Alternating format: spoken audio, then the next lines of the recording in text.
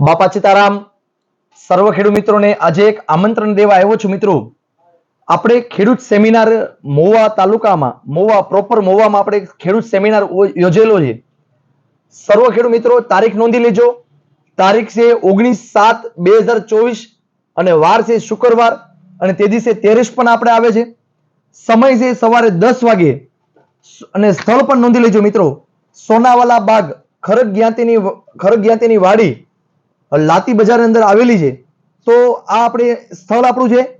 બાયર company વતી અને Payal agro agency વતી અને પાયલ કૃષિ મોલ વતી આપણે આજે ખેડૂત સેમિનાર જે ગોઠવેલો છે, તો સર્વ ખેડૂત મિત્રોને મીટિંગમાં હાજરી આપવા નમ્ર વિનંતી.